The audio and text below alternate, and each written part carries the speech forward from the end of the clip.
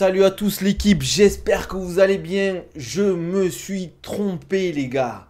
J'aurais dû faire confiance au vieux père Kamaru Usman, ce Nigerian Nightmare. Il est revenu, le comeback de Usman les gars. On a enfin le Usman Prime qu'on attendait. Merci Usman, merci Kamaru. Buckley qui nous fait des danses, qui fait du shadow dans Paris, qui fait le beau Nanyana qui dit ouais Islam s'il a peur de moi. Passe Kamaru Usman et après on parle. Mais qu'est-ce qui s'est passé? Qu'est-ce qui s'est passé? Bon, on va en parler dans cette vidéo les gars, on va en parler comme d'hab. Mettez-vous bien, on est dimanche, il fait beau, posez-vous les gars. On va parler de ce combat d'anthologie qu'on a eu d'Ousmane, une des meilleures prestations de Kamaru Usman. On a eu le Kamaru Usman qu'on aimait bien, prédateur sur la lutte, gros takedown, top game, ground and pound. Il a fait saigner le Joaquin Buckley, grosse domination franchement. Les 4 premiers rounds, pour moi, ça a été une masterclass. Allez, le dernier round, on peut le donner à Buckley, bien évidemment, parce qu'il a beaucoup plus touché. Mais pour rester sérieusement, franchement, Ousmane m'a régalé. Ousmane a dit encore, Nabil a trop parlé de mes genoux alors qu'il regarde que les pecs de Buckley et de Kayla Harrison. Je plaide coupable, les gars. Oumar Sy, c'était 4 ans. On va en parler aussi de Oumar Sy, du combat d'Oumar Sy. Franchement, c'est grosse déception d'Oumar Sy. Je sais pas ce qui s'est passé dans ce combat. J'ai l'impression qu'ils se sont donné le mot de ne pas nous faire de combat, de pas combattre. Alors est-ce que c'était la peur de perdre? Je sais pas, mais on en parlera. Le vieux lion a montré qu'il fallait encore là et qu'il avait encore l'œil du tigre. Exactement. D'ailleurs, il nous a fait du Kamaru Usman comme on aime. Gros jab. Il était un peu plus sur le reculoir que d'habitude, mais c'est normal. Buckley voulait l'arracher. Mais franchement, Ousmane masterclass. Quand tu vois la perte de Ousmane à 38 balais, Edward, même s'il a fait nem sur les 2 derniers combats, c'est pas n'importe qui contre Ousmane le deuxième combat. D'ailleurs, le deuxième combat, enfin, oui, le deuxième combat où il se fait éteindre, c'est une masterclass d'Edward sur le kick. Mais globalement, la domination du combat était pour Ousmane. Mais bon, c'est comme ça. L'adversaire d'Omar très bon, que des big counts, c'était difficile de regarder ce combat. Après, il était attentiste. Pour moi, il aurait dû plus jouer sur la lutte et le grappling. Omar Sy, mais on en parlera plus tard. On va d'abord parler de Kamaru Usman. C'est quoi la suite maintenant? Ah, tu parles du dernier combat où il y a une majority.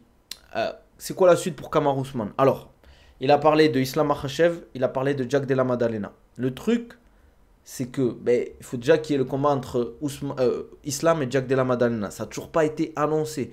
Pour moi, ça ne sera pas avant septembre, octobre minimum. Donc plutôt fin d'année. Ousmane, les gars, il se fait vieux quand même. Hein. Le temps, il passe.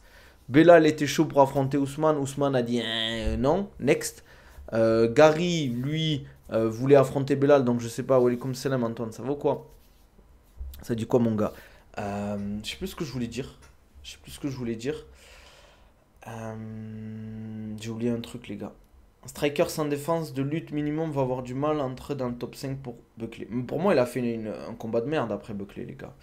Je trouve qu'il a pas bien défendu la lutte, honnêtement. Il a fait des erreurs surtout sur les phases de grappling, où je pense qu'il aurait pu beaucoup mieux travailler. Ama, il a le underhook, il en profite pas pour se relever. Je trouve qu'avec la puissance qu'il a, il aurait pu travailler là-dessus, quoi. Salam, il y a Shafkat aussi qui va vouloir un combat pour le titre. C'est vrai que ça commence à se bloquer, les gars. Ça commence à se bloquer de fou. Ousmane doit encore taper un top 5 avant de demander un title shot. Ouais, je pense aussi pour moi. Parce qu'il a quand même 3 défaites d'affilée. Pour moi, il doit au moins taper Belal ou Shafkat. Ou Sean Brady, parce qu'il y a Sean Brady aussi, les gars. Franchement, là, c'est bloqué de fou, la KT. On va aller sur l'UFC Ranking en rapide. Alors, bon, pour ceux qui sont sur Twitch, tac. React. Voilà. Alors, donc, la catégorie welterweight, elle est là. Donc, Kamaru Usman top 5, je pense qu'il va passer devant moi Leon Edwards. Ça, c'est clair. Mais bon, il y a Leon Edwards. Bon, Leon Edwards, pour moi, n'est pas dans le game.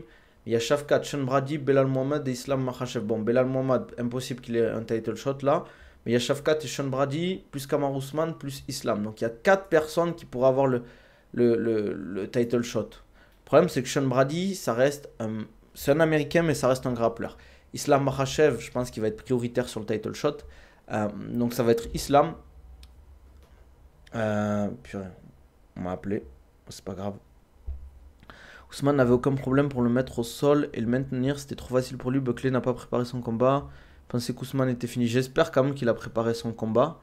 On va pas se mentir. Parce que s'il a pas préparé son combat face à Kamaru Ousmane, pour moi, c'est se tirer une balle dans le pied quand même. Parce que le problème, c'est que, comme j'ai dit, Brady, c'est un grappleur, Shafkat est blessé. Et. Ouais, mais Shafkat, il sera jamais prioritaire. Pour moi, ça va être Islam Makhachev en priorité. Vu comment Ousmane amène Buckley au sol, j'imagine même pas ce que Shimaev aurait fait à Buckley. C'est clair. Kamaru Ousmane peut battre Makhachev, je le jure. Bah ouais, en vrai, les gars, vous croyez que Makhachev c'est John Jones ou quoi, les gars? Jaymond de KT, ça va pas être facile. Hein.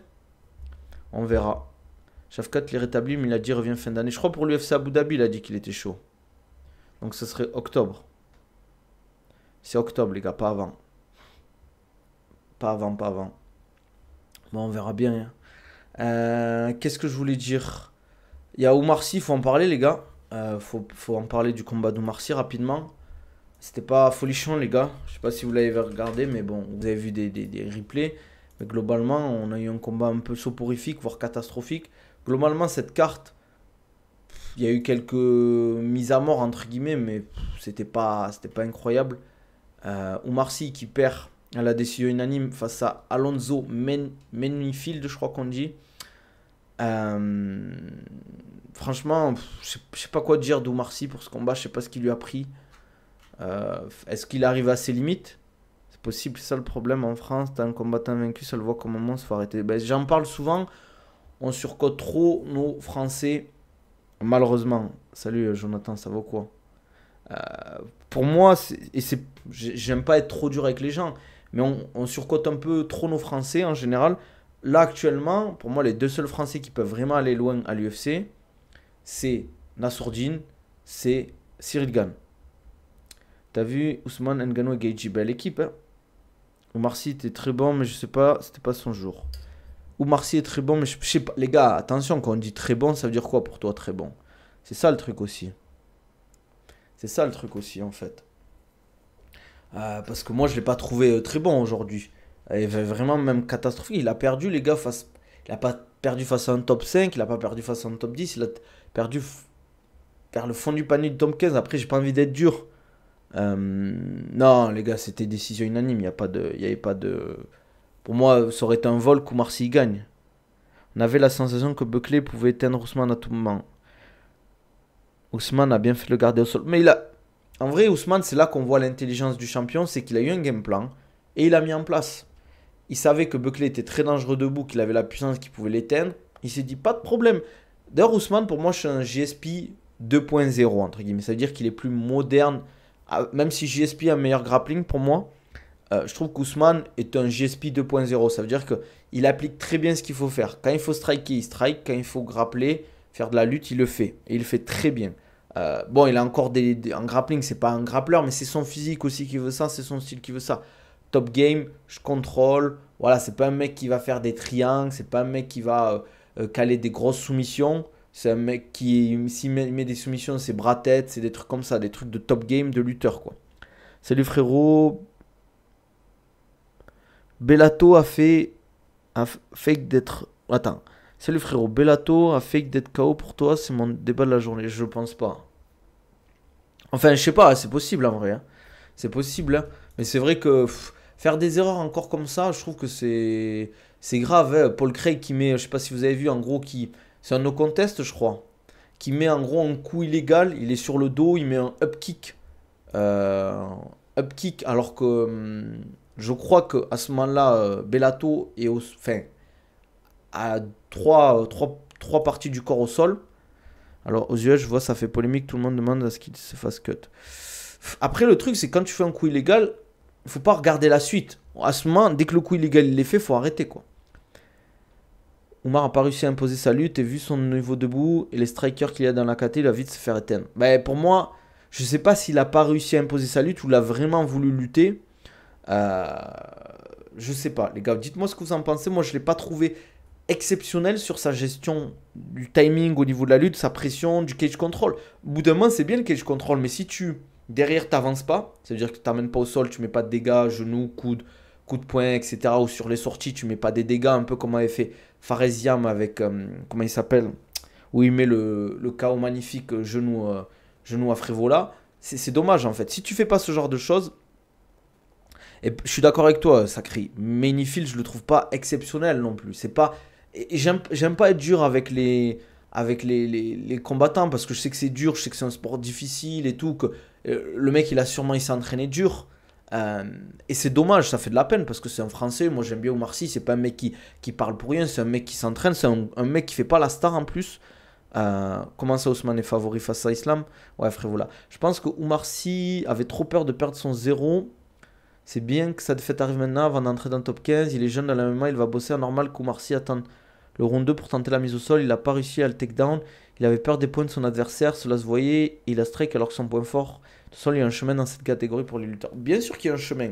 Mais est-ce qu'il a vraiment le niveau pour ça aussi? En fait, c'est ça le truc. On est comme ça là, moi. Les deux derniers combats, si c'était kata, c'est vraiment dommage. Ouais, franchement, les gars, moi, c'est pas rassurant. Et je vous le dis.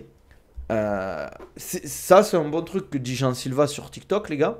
C'est Oumar Sy, est-ce qu'il a vraiment une équipe, un head coach? On sait qu'il s'entraîne des fois aux États-Unis. Est-ce qu'il se revient en France? Est-ce qu'il y a vraiment un head coach qui le prend en charge comme un Nicolas Haute, comme un Fernand Lopez, comme un Aldric Cassata, comme un Daniel Warren qui fait des game plans, qui met en place une vraie préparation pour le training camp? Ou c'est juste, il va s'entraîner, il fait des sparring. Voilà, c'est ça aussi le truc. J'ai pas vu de coaching vraiment assez. Après, pourtant, ça va, je maîtrise l'anglais, mais j'ai pas trouvé, entre guillemets, des ajustements assez rapides, que ce soit dans le round et inter-round. Je sais pas, les gars, si vous avez les infos là-dessus, j'aimerais bien. Respect Ousmane, le papa des Walter. Très, très, très gros respect à Kamaru Ousmane, les gars. Surtout vu son âge, il revient de 3 défaites d'affilée face à. Bon, Leon Edwards 2 fois, Khamzat Chimaev, il arrive, il prend Buckley qui, pour moi. J'ai trop parlé, les gars, je me suis trompé. Je me suis trompé, je l'ai dit. Buckley, pour moi, c'est un des mecs qui pouvait faire le taf pour la ceinture. Ben, il a montré aujourd'hui qu'il n'a pas le niveau. Et il y a plein de mecs comme ça. Ils arrivent au niveau du top 5 et ils se font ouvrir. On les voit dominer, dominer, dominer. Il a tapé Covington. Il a tapé, je crois, je sais plus si c'est Luque ou Rafael Dos Anjos, Stephen Thompson. Bon, Stephen Thompson, c'est plus ce que c'était, bien évidemment. Mais il arrive, Kamaru Usman, bam, le mur. C'est une dinguerie de faire cette perf à cet âge avec l'inactivité, la série de défaites. Exactement. Ça nous parlait de genoux, fatigué. Kamaru Usman, il a montré à tout le monde qu'il était encore là, qu'il pouvait, pour moi, encore faire le taf. Pour moi, c'est un mec, Kamaru Usman, qui peut faire le taf face à du Sean Brady, à du Belal Mohamed, à du Jack Della Maddalena, à du Islam Makhachev. Il faut pas juste qu'il attende trop longtemps. Walaikum salam, distingue, ça va. S'il attend trop longtemps entre les combats, qu'il n'est pas ultra actif, ça peut être compliqué. Tu penses quoi du Wad Murph? Je l'ai fait hier avec un gilet de 6 kilos. Très très chaud, mon gars, si tu l'as fait avec un gilet de 6 kilos. C'est très fort. Gatekeeper Ousmane, ça va être. C'est fort possible que ce soit un gatekeeper du top 5. Hein. Parce que, attention, je dis pas qu'il peut pas battre Sean Brady, du Shafkat, du Belal, du Jack Della Maddalena, du Islam. Mais combien de temps il va rester? Et c'est surtout, on peut dire ce qu'on veut, mais le temps te rattrape toujours. Ousmane, il va pas être performant à 40, 41 ans. Au bout d'un moment, tu as tes limites. Ton cardio, même s'il a une super condition physique, il a une top génétique. Mais c'est ça aussi qui fait sa force à Kamaru Usman, c'est son physique, son cardio. Et avec le temps, ben ça baisse un peu, quoi. John Jones Ngannou, ça peut se faire. C'est hypant, là. Je sais pas si ça va se faire. T'en penses quoi de la performance de Sola hier? J'en ai parlé Shinobi de Oumar Sy juste avant, mais j'en reparlerai si tu veux. Ben, nous a fait du Sola, hein, Axel Sola. Ben, il se prend down rapidement par Gilles Ouleda. Et derrière, ben, il fait le taf, quoi. Il a l'expérience, il est bon. Mais malheureusement, je pense que ça peut limiter en fait sa signature à l'UFC, ces combats. Ça peut limiter comment ça s'appelle? Sa signature à l'UFC. Parce que le problème, c'est qu'en fait, c'est pas. Déjà, il met pas de gros finish. C'est pas des dominations de fou. Et en plus de ça, ben, il se fait down, quoi. Down face à Dagir. Down face à son dernier combat, Gilles Ouleda. Donc c'est chaud, quoi. Qu'est-ce que je voulais dire aussi? On a eu la signature de Morgan. Les gars, je sais pas si vous avez vu. Pour son prochain combat, je vais vous montrer en rapide. Alors, je sais pas comment on dit, Landwehr contre Charrière. Donc featherweight, 12 juillet. Je sais pas où c'est Bridgestone Arena, les gars. Nashville, UFC Nashville, donc. Il a vu le choc de tête au début du round 3. Il a scoré les 2 premiers rounds de Abdulmalik. Hein. Ouais, je sais pas. Wesh, les gars, ça va ou quoi? Ça dit quoi? C'est un bagarreur, le gars, comme Morgan Charrier, donc on va avoir un beau combat. Wa alaykoum salam wa rahmatullahi wa barakatuh. Hippoki, ça va ou quoi? Je sais pas. En vrai, j'espère Dvalishvili. Vous avez vu, je dis bien, les gars, Dvalishvili, hein. Je me trompe pas, hein. 2 semaines avant le Grand Event. Et les gars, ça arrive. Charles do Bronx Oliveira vs Ilya El Matador Topuria. Les gars, c'est le moment. C'est le moment qu'on attend. Franchement, gros combat. Dvalishvili. Après Layweather, il se fait terminer alors que Morgan jamais. Walaikum salam, ça va les gars? On verra, on verra, on verra. Faut pas non plus Kamaroudine. Hey wa, Yuken, ça va ou quoi? Ça va et toi frérot? Ça dit quoi? Topuria va éteindre Salman Charles. Les gars, c'est quoi vos pronostics Topuria Charles Oliveira? C'est quoi, c'est quoi? C'est quoi les bails? Bon, t'as kiffé le combat, Yuken, Kamaru Usman Buckley, t'es content? Franchement, il nous a fait du sale, le vieux père. Oliveira, tu dis, Manafa? Nabil Topuria, c'est Topuria, wesh. Et dire que ça aurait pu être Makhachev, ça aurait pu dépasser Khabib McGregor. Non, je pense pas que Makhachev Topuria, ça aurait pu être Khabib McGregor. Ça aurait été un bête de combat avec des gros pay-per-view, mais pas à ce point, les gars. Je pense que les gens sous-estiment Charles, c'est pas la même KT, Ilya va pas se balader. En fait, pour moi, le combat, il peut être très serré, mais en fait, il y a le... Et je peux me tromper, encore une fois, vous connaissez ma propension à me tromper sur les pronos. En fait, Charles Oliveira est très fort dans tous les compartiments. Il a de la force, il a une bonne anglaise, même s'il est ouvert, des fois, je trouve, qu'il prend des risques. Il a une bonne lutte, bon cage control et un grappling d'exception. Un des meilleurs grappleurs de la division. Pour moi, les 3 meilleurs grappleurs de la division, c'est Islam, Charles Oliveira et Topuria, même s'il y a Arman derrière, je dirais. Mais le problème, c'est que Topuria, il tape comme un bœuf, comme dit Sakri. Et Charles Oliveira, je trouve qu'il se prend beaucoup de down. Après, est-ce qu'il accepte de tomber en mode, des fois, il a l'équilibre, mais il tombe pour accepter d'aller au sol. Mais le problème, c'est que c'est scoré, en fait. Si Topuria tabasse Oliveira, Belek, le combat Makhachev Topuria va avoir une hype de fou. Hein. Mais je suis d'accord, jamais au niveau de Khabib Conor. Les gars, Khabib Conor, c'était n'importe quoi. Les gars, je vous invite à aller sur YouTube. Vous tapez, pour ceux qui ne connaissent pas, Anatomy of a Fighter. Vous allez regarder Dagestan Chronicle. C'est en fait un vlog d'un mec qui va avec Khabib au Daghestan, qui le suit qui fait plusieurs vidéos où on le voit pour préparer le combat face à McGregor, je crois. Ou Holloway, je sais plus. J'ai un doute, les gars. Et derrière, on voit, il y a un vlog. Mais le vlog là, jusqu'au combat face à McGregor, c'était n'importe quoi, les gars. C'était n'importe quoi, cette vidéo. C'était fort. Je vous conseille d'aller checker, les gars. Franchement, ça me manque, en fait, cette époque du MMA où on avait des mecs. C'était... Je sais pas, en fait, ce que j'aimais avec Khabib, c'est que certes, il était arrogant, mais il y avait cette authenticité, en fait, que j'aimais bien avec Khabib. En fait, t'avais l'impression, quand tu regardais des vidéos de lui, t'étais bien avec lui. T'étais bien avec lui. Et derrière, t'avais Conor qui jouait le méchant, stylé, entre guillemets, un peu le... Il y avait un mode Batman contre le Joker, tu vois. Le Joker un peu fou, mais t'apprécies parce que t'apprécies sa folie, t'apprécies son extravagance. Et en face, t'as Batman, tu vois, sombre, bam, tu vois, énervé, qui lâche rien, qui montre pas d'émotion, mais qui, quand il devient Bruce Wayne, quand tu le vois avec sa famille, ses proches, ses amis, ses partenaires d'entraînement, t'as l'impression que c'est un mec cool, t'as envie d'être avec lui. Mais par contre, quand il était en mode Batman, Khabib, c'était quelque chose. Tu le vois s'entraîner, c'était fort. Quand tu vois comment ça s'appelle? Déjà, le documentaire sur Netflix de Notorious, où tu vois l'ascension de Conor. Tu vois que le mec, il est plombier, il vit chez sa belle-mère avec sa femme. Tu le vois s'entraîner dur, tu le vois progresser, taper petit à petit, monter, jusqu'à taper Aldo. C'est l'ascension.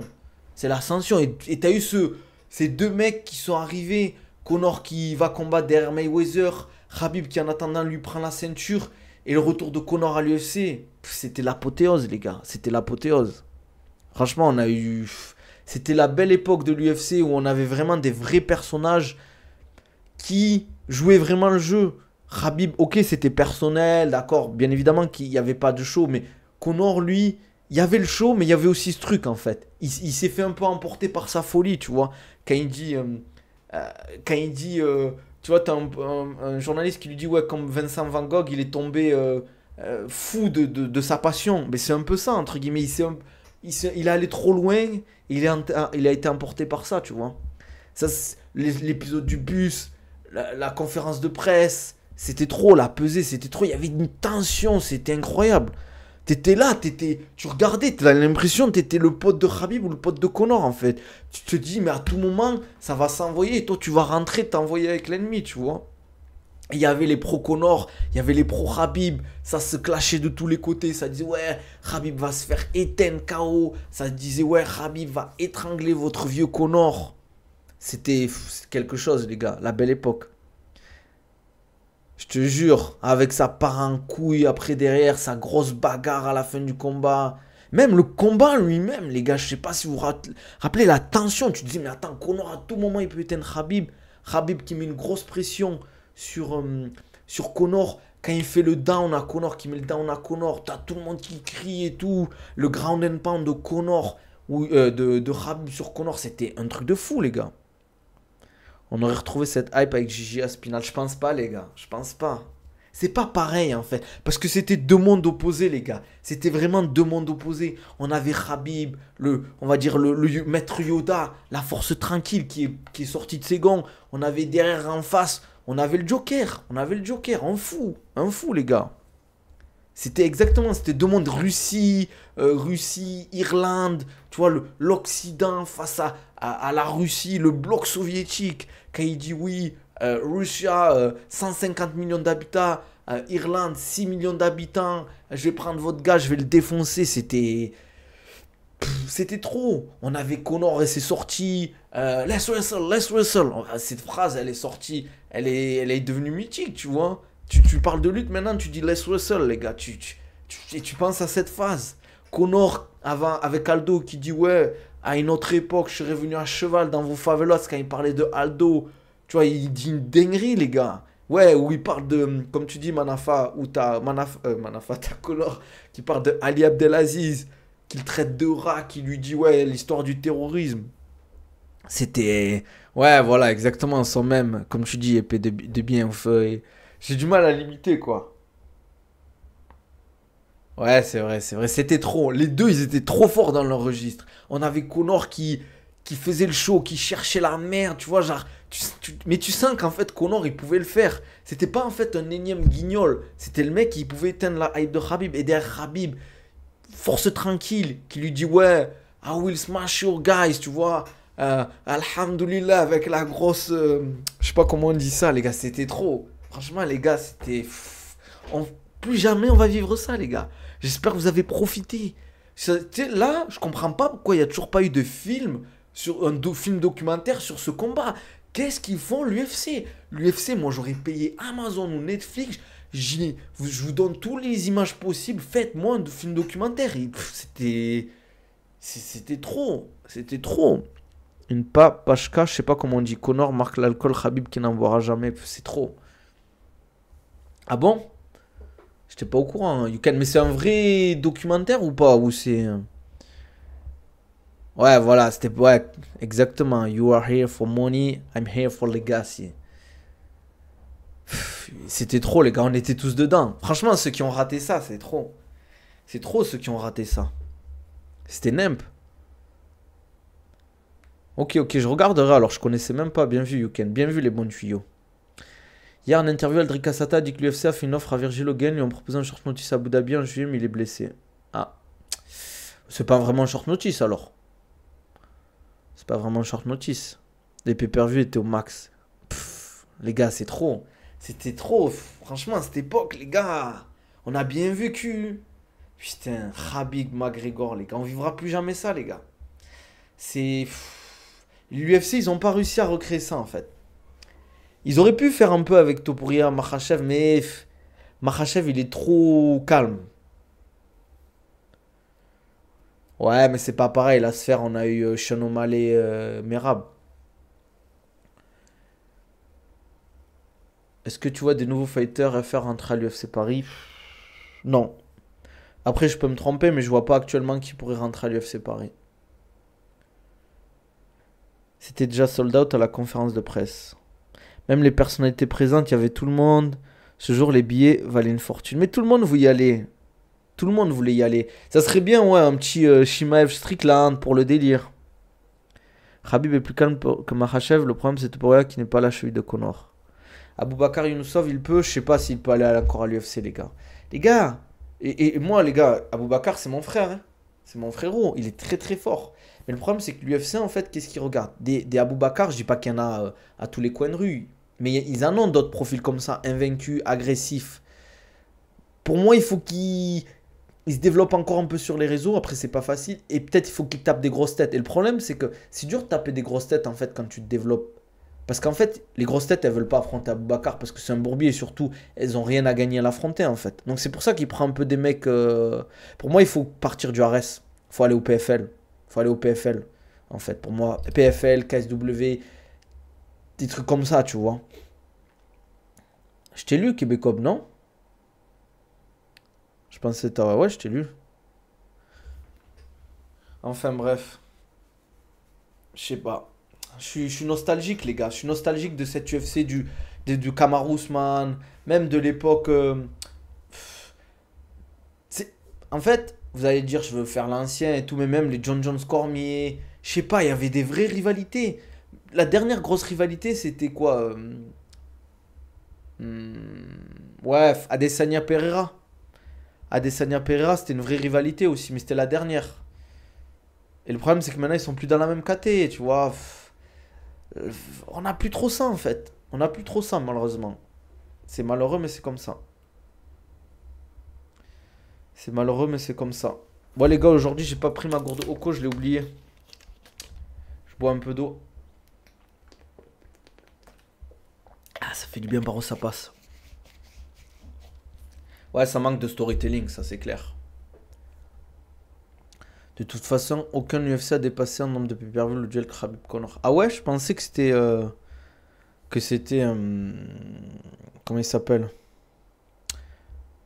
Ah, j'ai oublié. Ah, purée, Conor Poirier, ça a pas dépassé? Les fighters sont moins stars. Mais ouais, t'as moins de vraies personnalités aussi. Je le disais hier, il y a une vidéo où on voit Kamaru Usman. Je sais pas si vous avez le son, si je peux vous le mettre. Je vais regarder si je peux vous la mettre. Euh, Alors, attends, je vais regarder. Je vais regarder si je peux vous la mettre. Ouais, voilà. J'espère que je vais pas me faire strike. Si je me fais strike, je vais péter un câble. Attendez, je vais regarder si j'ai le son. Attendez les gars, 2 secondes. C'est ça en fait. Regardez la vidéo. Et moi j'ai cité maintenant, on a des mecs avec des teintures roses. Regardez-moi ça, j'espère que vous aurez le son. Merde, j'ai pas de son moi. Attendez, je remets, je vais là. C'était de la patate ça. Désolé les gars sur TikTok, faut venir sur Twitch. Regardez-moi cette vidéo. Putain, j'espère que vous avez le son. Ça, c'est quand il avait tapé Burns, la vidéo où il parlait. Là, il y a Masvidal. C'était trop, les gars. Putain. Maintenant, on a des trucs de merde, maintenant. Vous avez le son ou pas? Après, moi, je pense que c'est pas fini. Topuria 1 dit qu'il veut monter en 67 juste pour Islam. Je sais pas si ça va se faire, les gars. Des vrais fighters, les gars, avec des cojones, les gars. On avait des mecs avec des cojones, les gars. Ah, ok, bien vu, Québécois. Merci pour l'info. Ça, j'aime bien, les manafas, les Québécois qui m'envoient des infos réelles. Conor est dans les 4 plus gros pay-per-view sur 5 de l'histoire. C'est quoi le 5e? Alors? Ça doit être peut-être avec un Khabib Justin Gaethje ou Poirier. Peut-être Poirier, je pense. Je pense pas que Topuria va créer une nouvelle ère en fait. Parce que déjà en fait je vais vous dire un truc pourquoi. Parce qu'en fait les gens ils le respectent pas Topuria. Parce que il a un peu cette tête de simpler un peu. Mir vs Brock Lesnar. Bien vu Isma, merci. Je te jure maintenant on essaie juste d'avoir des combats un peu excitants si possible. Comme j'aime bien l'attention Omar Merab par exemple. Ouais c'était cool, c'est vrai. D'ailleurs pour moi Merab Omar c'était le meilleur combat de 2024. Faut le dire, non? Attends, c'était quand? Oui, c'était en 2024 ou Merab ou pas? C'était fin 2024, ouais. Qu'est-ce que je voulais dire? Bon, les gars, je pense qu'on va se laisser là, hein, parce que j'ai du boulot. J'ai beaucoup de boulot. On va se laisser là. Comme d'hab, on a kiffé. J'ai parlé de pas mal de choses. J'ai fait le récap de l'UFC. On a parlé de McGregor, Khabib. N'hésitez pas si vous voulez du coaching. euh, Programme personnalisé, suivi personnalisé. Vous m'envoyez un DM, préparation physique, tout niveau, tout sport, prise de masse, perte de poids, euh, remise en forme, retour de blessure. Profitez aussi des codes promo Oconabil10 pour la gourde Oco, les gars. Gourde filtrante. Au moins, vous pourrez filtrer l'eau minérale, l'eau du robinet. Ça vous évite de boire l'eau pleine de merde. NMC tiré du Banabil pour vos compléments alimentaires. C'est de la qualité, créatine, créa pure, de la patate, la whey, tout ça, magnésium, oméga 3. N'hésitez pas à mettre mon code pour soutenir la chaîne. Abonnez-vous, likez, dans ma description YouTube, il y a tout. Mes programmes et mes liens. Donc n'hésitez pas. Abonnez-vous, likez, commentez. On se dit à la prochaine l'équipe. Ciao, ciao. Et prenez soin de vous. Demain on stream les gars, je pense.